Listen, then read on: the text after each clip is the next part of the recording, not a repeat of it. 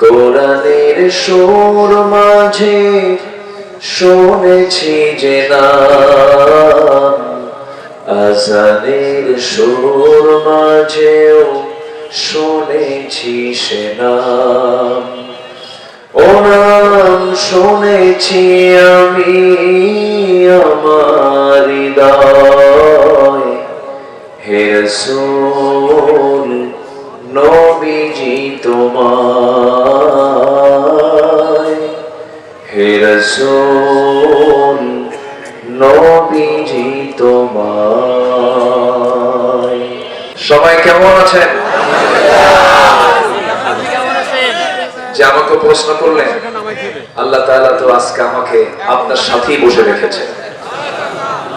ইতিপূর্বে এই মাহফিল দুবার চেষ্টা করেছে বাস্তবায়ন করার জন্য, দুবার ফেরেশতারা করতে দেয়নি।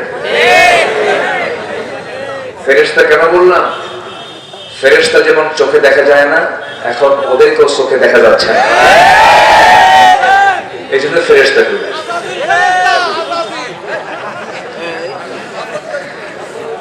যাক, সাতক্ষীরা তো, সাতক্ষীরার প্রতিটি ঘরই তো ইসলামের দুর্গ। বলি আলহামদুলিল্লাহ, আল্লাহ আমাদের কথার জবাব দিয়েছেন। আল্লাহ আলেমদের চোখের পানি কবুল করেছেন। আল্লাহ কি পারেন না? আল্লাহ পারেন না? কি আমাদেরকে দেখায় দেননি? তিনি দেখায় দিয়েছেন কিনা? কোন গোয়েন্দা সংস্থার রিপোর্ট এটা ছিল না। এদেশের ডিজিএফআই বলেন, এনএসআই বলেন, এসবি বলেন, ডিবি বলেন, কারো রিপোর্ট এমন ছিল না। এমনকি আন্তর্জাতিক গোয়েন্দা সংস্থাগুলো এদেরও জানার বাইরে ছিল যে দেশের প্রেক্ষাপট এমন চেঞ্জ হবে। ঘটিয়ে দিয়েছেন তিনি। আমার কে? আল্লাহ, আল্লাহ দিয়েছেন। কিন্তু ওরা যা পারে, ইমানদার লোকটা পারে না। ইমানদার যারা, তারা সব কাজ তো করতে পারবেও না। আমরা শুধু তাদেরকে এতটুকু এই কথাই বলবো, তওবা করে ফিরে আসো, তওবা করে ফিরে আসো। বলবেন আর কি, আসল জনিত নাই। বিমানে চড়ে তারা যাওয়ার সুযোগ হলো, ভাঙলে একটা হেলিকপ্টারে কইরা 4-5টা সুটকেস নিয়ে চলে গেছে। ঠিক আছে না? যাই হোক, আজান হবে আর 20-25 মিনিট পর। তা আজান হলেই যেন একটা নড়াচড়ার দৃশ্য যেন আমার চোখে না পড়ে। আমরা আজকে বৃহত্তর দিক তাকিয়ে পরিবেশ পরিস্থিতির আলোকে আমরা সিদ্ধান্ত নিয়েছি মাহফিলে বসার আগেই, আমি একক না, আমি সবাইকে নিয়ে বসে আমরা একটা সিদ্ধান্ত নিয়েছি। চেয়ারম্যান মহোদয়ের সঙ্গে কথা বলেছি, আমরা আজকের মাহফিলটা নির্দিষ্ট নামাজের যে সময়, যদিও এটা উচিত না, কিন্তু মাহফিলের সৌন্দর্য রক্ষার্থে, কোরআনের জন্যই আমরা নির্দিষ্ট সময় চাইতে আমরা 20 থেকে 25 অথবা সর্বোচ্চ 30 মিনিট পরে আমরা আজকে নামাজটা আদায় করব। জোরে বলি ইনশাআল্লাহ। এটা নিয়ে কোনো ফতোয়া হবে না তো, আবার নড়াচড়া হবে না তো? আসো, আমরা আলোচনার দিকে আস্তে আস্তে চলে যাচ্ছি। আমার খাদিমুল ভাই, তিনি আপনাদের সামনে মসজিদের উন্নয়নের জন্য অনেক চেয়েছেন, আপনারা অনেক দিয়েছেন আলহামদুলিল্লাহ। কিন্তু উনি ব্যাগটা মনে হয় দেন নাই, চাদরটা মনে হয় দেওয়া হয়নি। দিয়েছিলেন কি না? ব্যাগটি দেওয়া হয়েছিল, ভিতরে দেওয়া হয়েছিল। ও তাই, আচ্ছা। তাহলে আল্লাহর ঘর তো, আমি একটু মানে জাস্ট আপনাদেরকে একটু কষ্ট দিই, 2 মিনিট আল্লাহর ঘরের জন্য আমি একটু বলবো। দয়া করে কেউ রাগ করবেন না। কত বিড়ির টাকা বিড়ি খায় শেষ হয়ে যায়। একটু একটু আজকে হয় বিড়ি খাইলেন না, 7 দিন না হয় বিড়ির ব্যাপারে একটু হরতাল করলেন। একটু ব্যাগ যাবে, ব্যাগগুলো দেন, ব্যাগগুলো যাবে। 2 থেকে 3 মিনিট যে যা পারি, আমার মা বোন যারা আসছেন তারাও সবাই আমরা দিল থেকে আল্লাহর ঘরের জন্য এই যুব সমাজ দুবার আয়োজন করে দুবারই ধাক্কা খেয়ে গেছে, পারে নাই। এই মাহফিলের তারা আয়োজন করেছে। আরিফ নামে একটা ছেলে তো দুনিয়াতেই নাই, সে আয়োজকদের একজন ছিল, সে মারা গেছে। সে প্রধান আয়োজক ছিল। আল্লাহ তুমি তার কবর থেকে জান্নাতের টুকরা বানায় দাও। তো ব্যাগ যাচ্ছে, সবাই দিবেন জিকিরের তালে তালে, যে যা পারি। আমার মা বোন, আমি দেখতে চাই আজকে কম্পিটিশনের দানের দিক থেকে আজকে পুরুষের চাইতে মায়েরা আগায়া যাবে ইনশাআল্লাহ। জিকির করে সুবহানাল্লাহ আলহামদুলিল্লাহ লা ইলাহা, আর জোরে লা ইলাহা।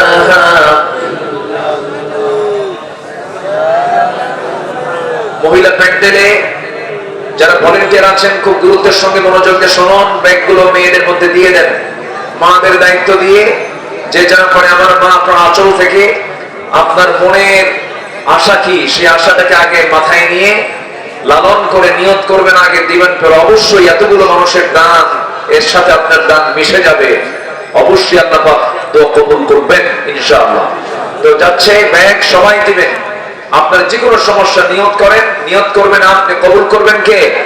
আল্লাহ। জিকির করে সুবহানাল্লাহ আলহামদুলিল্লাহ লা ইলাহা ইল্লাল্লাহ সুবহানাল্লাহ আলহামদুলিল্লাহ, আর জোরে লা ইলাহা সুবহানাল্লাহ আলহামদুলিল্লাহ,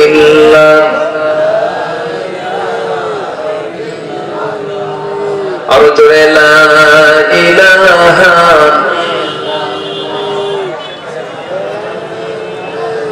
আর জোরে লা ইলাহা সুবহানাল্লাহ আলহামদুলিল্লাহ,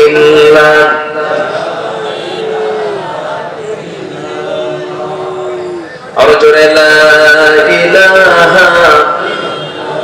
যে হাত একটু চালু করুন, যে হাত চালু করুন, যে যা পারেন দ্রুত গতিতে দিয়ে দেন।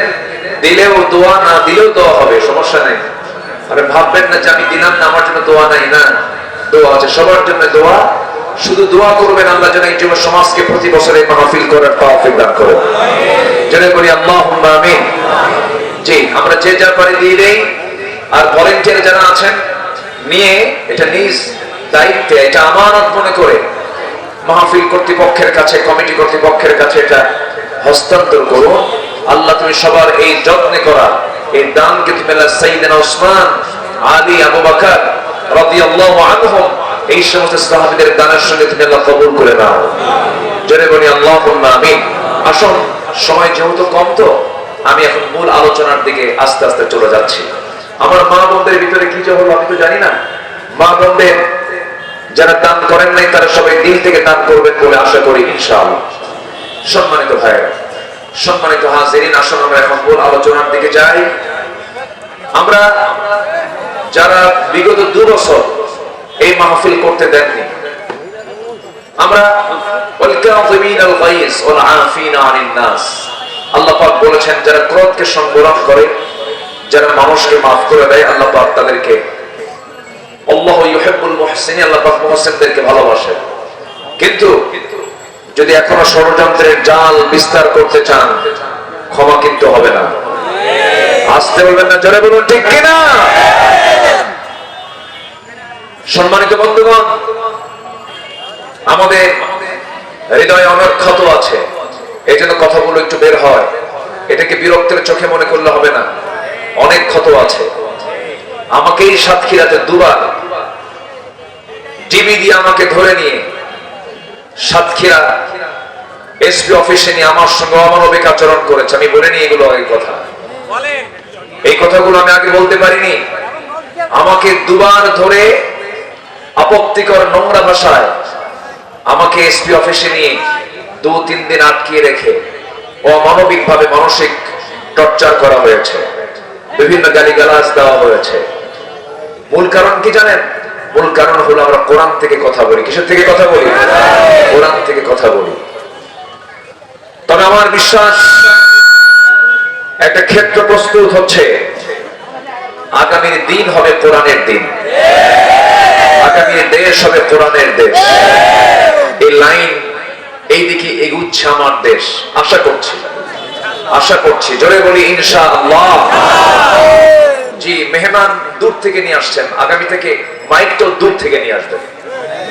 হ্যাঁ, মানে মেহমান যেহেতু দূরে, মাইকটাও যেন কাছের না, মাইকটা অন্তত যশোর যাবে, বোঝেন নাই?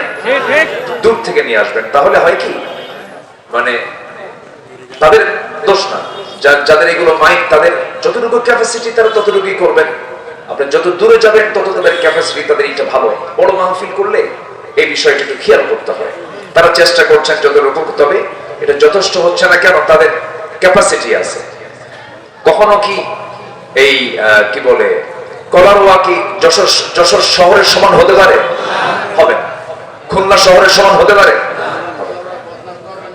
এই থামেন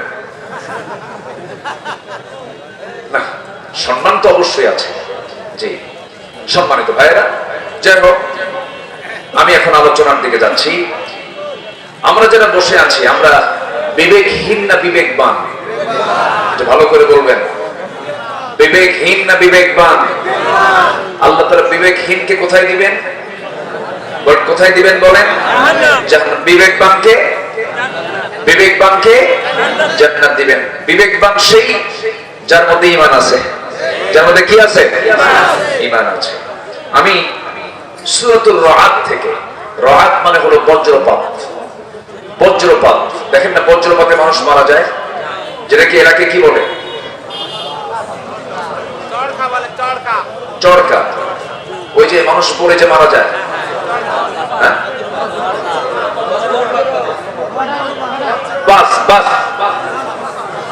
বাস পড়িছে।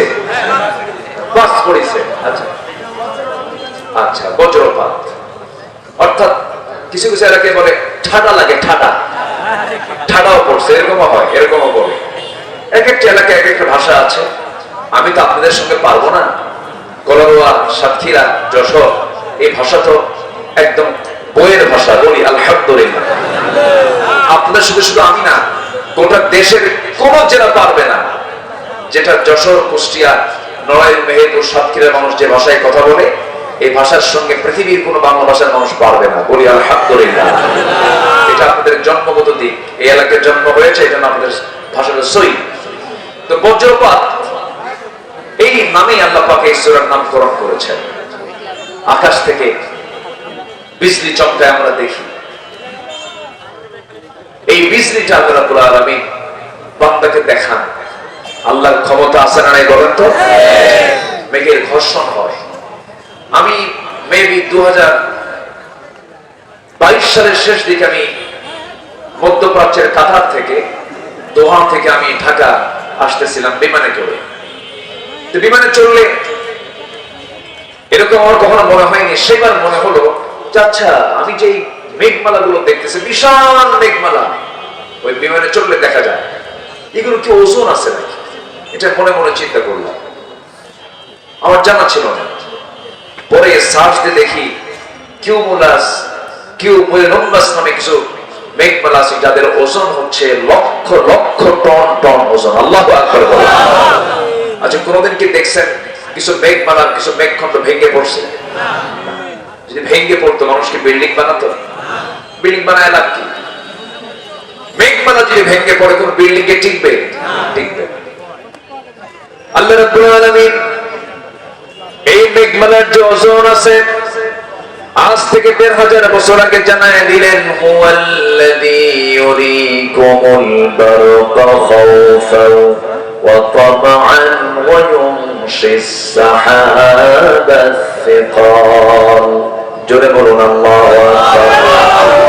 তিনি সেই মহান প্রভু যিনি আকাশে মেঘমালাকে উত্থিত করেছেন, ওজন করে উত্থিত করেছেন, ওজন করে রেখে দিয়েছেন। ওজন, মেঘমালার যে ওজন আছে, পৃথিবীর মানুষ আগে জানতো না, হালে এসে প্রমাণ করেছে, কোরআন জানিয়ে দিয়েছে আজ থেকে 1000 বছর আগে। জোরে বলে সুবহানাল্লাহ। আমার নবী তো বিমানে চড়েন নাই। আমার নবী যে মেঘমালা নিয়ে তিনি কোনো গবেষণা করার সুযোগ পান নাই। অতএব রাসূলকে এটা জানার কথা না, জানিয়ে দিয়েছেন রাসূলকে বিশ্ববাসীর জন্য। কে জানিয়ে দিয়েছেন? আল্লাহ জানিয়ে দিয়েছেন। এরকম করে বহু তথ্য আছে কোরআনে, যেটা আজকে বিজ্ঞান এসে এটাকে প্রমাণ করছে। মানে বিজ্ঞান প্রমাণ করছে না, বিমান বিজ্ঞান কোরআন থেকে ধার নিয়ে এটাকে গবেষণা নিয়ে আসতেছে। বলি আলহামদুলিল্লাহ।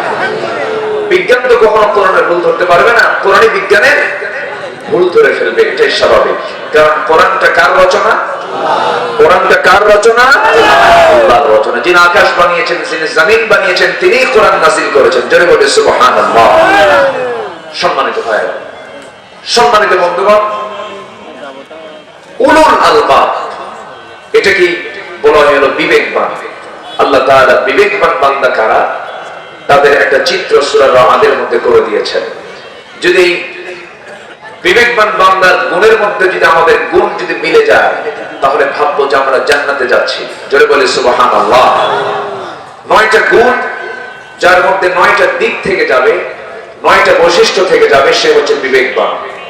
কোরআনের দৃষ্টিতে সূরা রাদের কয়েকটা আয়াতকে সামনে রেখে আমি কথা বলছি। সূরা রাদের 19, 20, 21, 22 এই 4টি আয়াতে প্রকৃত বিবেকবান কারা, তাদের চিত্র, তাদের কিছু গুণ, তাদের কিছু বৈশিষ্ট্য আল্লাহ পাক তুলে ধরেছেন। আমরা একটা একটা করে শুনবো। আল্লাহ পাক কি সুন্দর করে বলছেন। আল্লাহ রাব্বুল আলামিন বলেন, আফামান ইয়া'লামু আন্নামা উনজিলা ইলাইকা মির রাব্বিকাল হাক্কু কামান হুয়া আ'মা ইন্নামা ইয়াতাযাক্কারু উলুল আলবাব। জোরে বলুন আল্লাহু আকবার। উলুল আলবাব কারা? বিবেকবান কারা?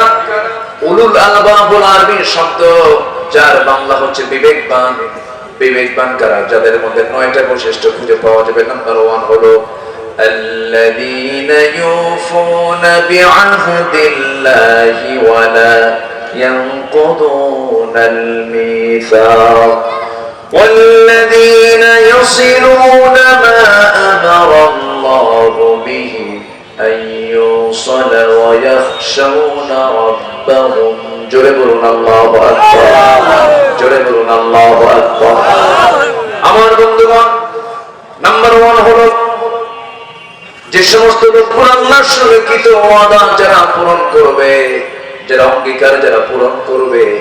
আমি আপনি দুনিয়াতে যখন আসি নাই, মার পেটের ভিতরে ছিলাম 2 বছর। মার পেটের মধ্যে যখন আসি নাই, তখন আমরা ছিলাম কিন্তু রূহের জগতে, আলামে আরওয়াহে ছিলাম। আলামে আরওয়াহে আমাকে প্রশ্ন করেছিলেন মহান রব্বুল আলামিন। কোরআন বলে দিচ্ছে, আলাস্তু বিরাব্বিকুম, আমি কি তোমার রব নই?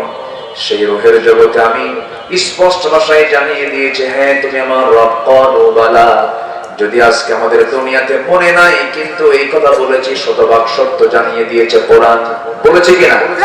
বলেছে, কিন্তু আমরা জানি না, মনে নাই হয়তোবা। অনেক কিছুই তো মনে নাই আমাদের। আমরা মার পেটে 10 মাস ছিলাম, এটাও কিন্তু আমরা দেখি নাই, মনে নাই। আমাদেরকে বলে দিয়েছে, আমরা বিশ্বাস করে নিয়েছি। মার পেট থেকে দুনিয়াতে এসেছি, 2টা বছর দুধ পান করেছে, এটাও কারো মনে নাই, কিন্তু বিশ্বাস করে নিয়েছে। আমাকে জানিয়ে দিয়েছেন মা, আমাকে লোকজন বলেছেন তুমি মায়ের দুধ পান করেছো, বিশ্বাস করে নিয়েছি। মার দুধ পান করা যেমন না দেখি বিশ্বাস করতে হয়, মার পেটে যেমন 10 মাস থাকা না দেখি বিশ্বাস করতে হয়, ঠিক তেমনি রূহের জগৎ আমি বলেছি, হ্যাঁ তুমি আমার রব, এমনই কথাটাও না দেখি বিশ্বাস করতে হবে। এটাই হলো ঈমান। এটা কি? ঈমান। আমি রূহের জগতে বলে এসেছি, হ্যাঁ তুমি আমার রব। আল্লাহ বলছেন, যারা এই ওয়াদা যারা পূর্ণ করবে তারা হচ্ছে বিবেকবান। তারা কি বলেন তো? বিবেকবান। অর্থাৎ হ্যাঁ তুমি আমার রব। রব মানে কি? রব মানে হচ্ছে আইনদাতা, বিধানদাতা। সকল প্রকার অপূর্ণতা, অযোগ্যতা, ব্যর্থতা থেকে যিনি মুক্ত, তিনি আমার কে? তিনি আমার কে? আমার আল্লাহ যে আইনদাতা, তিনি যে আইন দিয়েছেন, এতে কোনো সন্দেহ আছে? কিন্তু আমার দেশে যে আইনটা আছে, রাষ্ট্রীয় পর্যায়ে যে বিধানটা আছে, এদিকে আমার আল্লাহর আইন। কার আইন? বলেন কার আইন? বলেন কার আইন আছে? মানুষের আইন। মানুষ এই 2 চোখ দিয়ে লিখেছে, এই 2 চোখ দিয়ে দেখে হাত দিয়ে লিখেছে, ব্রেন খাটিয়েছে, এরপর একটা আইন রচনা হয়েছে। বলুন তো মস্তিষ্ক প্রসূত মানুষের মস্তিষ্ক থেকে বের হওয়া আইন এটা মজবুত হবে না আল্লাহর আইন মজবুত হবে? তাহলে আমরা যে আইন দিয়ে চলছে এটা কি মজবুত আইন না দুর্বল আইন? বলুন বলুন, কি আইনে বলেন? দুর্বল আইন। এবং দুর্বল আইন দিয়ে বলা হয় যে মধ্যযুগীয় সেই ১,৫০০ বছর আইন দিয়ে ১,৫০০ বছর আগের আইন দিয়ে আজকের সমাজ চলতে পারে না। এমন জাতীয় বাজে কথা বলার মতো মানুষ আমার দেশে আছে না নাই? তাদের কি বিবেক আছে? তাদের কি বিবেক আছে? আল্লাহ বলছেন তারা হচ্ছে বিবেকহীন। বিবেকবান তারাই, এক নম্বর গুণ যারা কৃত ওয়াদা আল্লাহর সঙ্গে যে করে এসেছিল রূহের জগতে, হ্যাঁ তুমি আমার আইনদাতা, যারা এটাকে এই ওয়াদা যারা পূরণ করেছে তারা হচ্ছে বিবেকবান।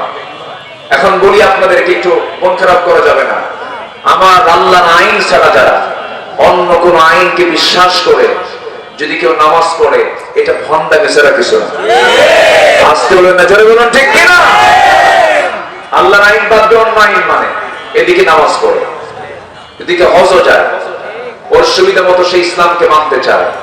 আমার আল্লাহকে যদি রব হিসেবে মানতে হয়, আমার আল্লাহকে আইনদাতা হিসেবে মানতে হবে, ঠিক কিনা বলেন? আমরা বহু আইন আমার দেশে দেখেছি, সোজা কথা, কেউ গায়ে পড়ে কথা টেনে নিবেন না নিজের গায়ে। সোজা কথা বলি, এই দেশের স্বাধীনতার 53-54 বছর চলছে আজ। কেউ চালিয়েছেন 25 বছর, কেউ চালিয়েছেন 16 বছর, কেউ চালিয়েছেন 9 বছর, কেউ একটা গভর্নমেন্টের কয়েক বছর। সবার নাম মুসলমান হলেও তারা ইসলাম দিয়ে দেশ চালান নাই, নামাজের আইন পাস করেন নাই, সুদের বিরুদ্ধে আইন পাস করেন নাই, যাকাতের আইন তারা চালু করেন নাই। সব থেকে শেষ আগামীর দেশ আমরা দেখতে চাই কোরআনের দেশ। রাজি আছেন কারা কারা? হাত করে দেখান।